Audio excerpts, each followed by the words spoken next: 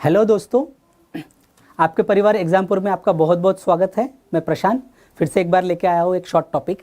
उससे पहले मैं आपको एक ज़रूरी बात बता रहा हूँ कि एग्जामपुर जो है ऑनलाइन में आपको बेहतरीन सेवाएं दे ही रहा है, बट इसके साथ साथ अब हम ऑफलाइन भी कोचिंग में उतर रहे हैं और मुखर्जी नगर में एक एसएससी के लिए शौर्य बैच हमारी ऑफलाइन शुरू होने जा रही है। ठीक है, तो आप उसके ऊपर ध्यान रखिए, देखिए। और इसी के साथ साथ ऑनलाइन में भी आप बहुत सारे कोर्सेस एग्जामपुर के चलते ही रहते हैं। तो एग्जामपुर ऐप को आप डाउनलोड करिए और आपको जिस भी एग्ज़ाम की आपको तैयारी करनी है उस तैयारी के अकॉर्डिंग आप सारे कोर्सेज आप ले सकते हो। और साथ ही साथ यूट्यूब पर भी जो रेगुलर क्लासेस चलती है फ्री वाली, उसको भी आप फॉलोअप करते रहिए। Thank you. देखिए, आज का जो हमारा शॉर्ट टॉपिक है United Nation human right council. ठीक है, ये उसका लोगो है यूनाइटेड नेशन का ह्यूमन राइट काउंसिल वाला।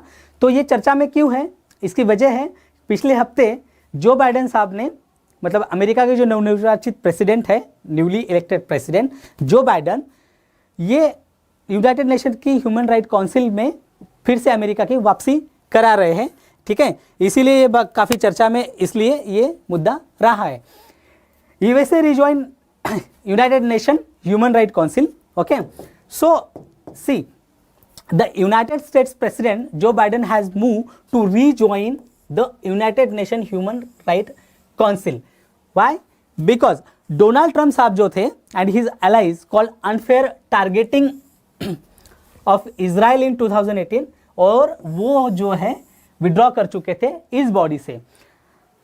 डोनाल्ड ट्रंप जो प्रेसिडेंट थे, फॉर्मर प्रेसिडेंट ऑफ अमेरिका, वो उन्होंने कहा कि इसराइल के साथ यूनाइटेड ने जो इजराइल और पैलेस्टीन वाला जो बहुत ज़्यादा कॉन्फ्लिक्ट है दो देशों के बीच में, उसको लेके ये कहा था कि पैलेस्टीन में जो भी ह्यूमन राइट वायलेशन इजराइल कर रहा था उसको लेके ह्यूमन राइट काउंसिल का ये कहना था कि इजराइल के तरफ कड़े रुख अपना रहा था। तो इसको लेके ये कहा डोनाल्ड ट्रंप ने कि नहीं, ये बहुत ज़्यादा बायस और बहुत ज़्यादा टारगेट कर रहे हैं इजराइल को। इस बात को आगे करके 2018 में जो थे डोनाल्ड ट्रंप वहां से निकल चुके थे। ओके, और इसी को आप देखोगे, this move is another reversal by Biden Trump's administration. Okay, Joe Biden साहब इससे पहले भी जो है कई डिसीजन जो इनके थे डोनाल्ड ट्रंप साहब द्वारा लिए गए, वो सारे के सारे बदल चुका है। जैसे आपने सुना होगा, मैंने बताया भी आपको, जैसे पेरिस एग्रीमेंट है, पेरिस वाला जो क्लाइमेट एग्रीमेंट है, उसमें यूएसए की वापसी हुई। फिर जो 7 मुस्लिम कंट्रीज पे जो बैन था, 7 मुस्लिम कंट्रीज, ठीक है, 7 मुस्लिम कंट्रीज जो थी उन पे जो बैन था, वो भी बैन जो है डोनाल्ड ट्रंप साहब वाला जो बाइडेन ने हटा दिया। ओके, तीसरा जो बहुत इम्पोर्टेंट है WHO, ये काफ़ी चर्चा में भी था। वर्ल्ड हेल्थ ऑर्गेनाइजेशन जो है, वहाँ से भी वुहान वायरस कह के डोनाल्ड ट्रंप ने अपने आप को वहाँ से पीछे हटा लिया था कि नहीं, करोड़ों अरबों डॉलर्स हम देते हैं हर साल WHO को, और WHO हमारी बात ही नहीं सुनता। बट वो एक बॉडी है, पूरी दुनिया के लिए काम करती है, वो किसी के मक्तेदारी थोड़ी है, किसी की कोई एक घर की खेती थोड़ी है वो। ठीक है, तो यूनाइटेड नेशन से जो WHO था उससे भी डोनाल्ड ट्रंप ने अपने अमेरिका को निकाल लिया था। बट जैसे ही Joe Biden as a president बने, उन्होंने सबसे पहले जो 3 डिसीजन लिए थे वो था Paris agreement on climate change, उसमें वापसी करी पेरिस समझौते पे। दूसरा WHO में उन्होंने वापसी करी, और तीसरा जो 7 मुस्लिम कंट्रीज पे बैन था उसको भी उन्होंने, जो पहले 3 डिसीजन थे पहले दिन एज अ राष्ट्रपति उन्होंने जब चेयर संभाली तब के। और अब देखो उन्होंने United Nation human right council उसमें भी अपनी अमेरिका की वापसी करा ली है। What is UNHRC? ये क्या होता है United Nation human right council जो है, इसका जो गठन हुआ है वो 15 मार्च 2006 को हुआ था, और इसका हेडक्वार्टर जो है वो स्विट्जरलैंड जिनेवा में है। Okay, United Nation human right council is a United nation body. Okay, ये यूनाइटेड नेशन का ही पार्ट है, जैसे आपने देखा होगा कई सारी बॉडीज है।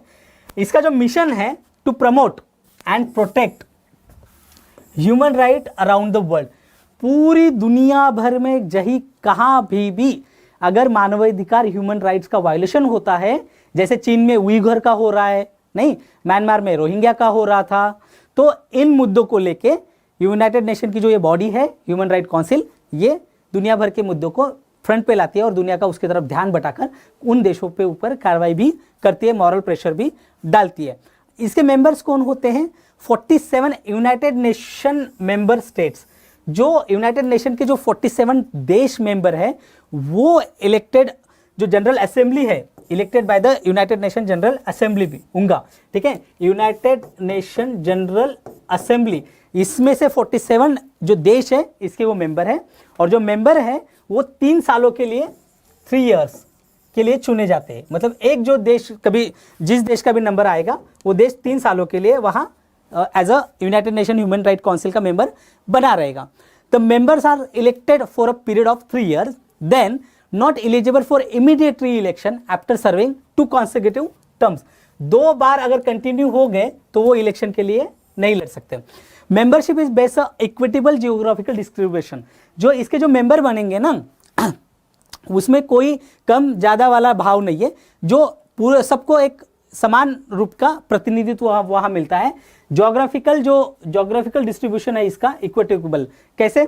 जैसे अफ्रीकन स्टेट्स है उनको 13 सीट दी गई है, ठीक है, क्योंकि ज्यादा देश है उसमें अफ्रीकन कॉन्टिनेंट में, ठीक है। अब एशिया पैसिफिक, ये पूरा का पूरा एशिया और पैसिफिक देश जो है वहां 13 सीट दे दी गई है, ओके। लैटिन अमेरिकन जो है, लैटिन अमेरिका और कैरिबियन स्टेट्स है उनको 8 सीट दी गई है, ठीक है। और western European and other states जो है, वेस्टर्न यूरोपियन, ठीक है, यूरोपियन, उसको जो है 7 सीटें जो है दी गई है। और जो ईस्टर्न वाला पार्ट है, ईस्टर्न यूरोपियन, ठीक है, ईस्टर्न यूरोपियन को जो है वो 6 सीट दी गई है। इस तरह से इसका पूरा का पूरा डिस्ट्रीब्यूशन होता है ताकि किसी देश को ज़्यादा तवज्जो ना मिले और ना ही किसी देश को ज़्यादा, ऐसा ना हो कि भाई हमारे क्षेत्र से तो लोग ही नहीं है। तो एक इक्विटेबल पूरा का पूरा डिस्ट्रीब्यूशन है। इंडिया और United Nation human right commission का क्या रिश्ता है आप देखें। जैसे स्पेशल रिपोर्टर्स और टू द यूनाइटेड नेशन, ठीक है, और written to the Indian government expressing concern over the draft environment impact assessment notification in 2020। Environment को लेके जो भारत की कोई भी जो चिंता था, ठीक है, ये भारत ने उनको लिखा एक रिपोर्ट जो थी, असेसमेंट जो था वो पूरा का पूरा 2020 में दिया गया। Indian national human right commission जो है, इंडिया का जो ह्यूमन राइट कमीशन है, इन्होंने एक मिड टर्म रिपोर्ट जो है वो काउंसिल को a part of the 3rd round of the universal periodic review, UPR जिसे कहा जाता है, वो एक प्रोसेस है इनका। तो उसके तहत एक रिपोर्ट जो है, हमने एक मिड रिपोर्ट उनको अभी सोची है, मतलब उनको सौंपी है, ओके, उनको हमने United Nation human right council को दी है। और India was elected to the council for a period of 3 year beginning 1 January 2019। 2019 के 1 जनवरी को हम लोग मेंबर बने थे इसके 3 साल के लिए, ठीक है। तो 2020 1 साल हो गया, 2021 2 साल हो गए, अब 2022 तक हम इसके मेंबर बने हुए हैं, ठीक है। तो जो इस तरह से पूरा का पूरा जो आपका है यूनाइटेड नेशन का ह्यूमन राइट काउंसिल का इशू है, और आशा करता हूँ आपको बहुत अच्छे से समझ आया होगा। और बाकी सारी डिटेल्स के लिए एग्जामपुर के मेन चैनल को सब्सक्राइब करो, फॉलो करो, और इस स्कूल ऑफ सिविल सर्विस को भी सब्सक्राइब करें, शेयर करें और ज़्यादा से ज़्यादा लोगों तक इसको पहुँचाएं। Thank you.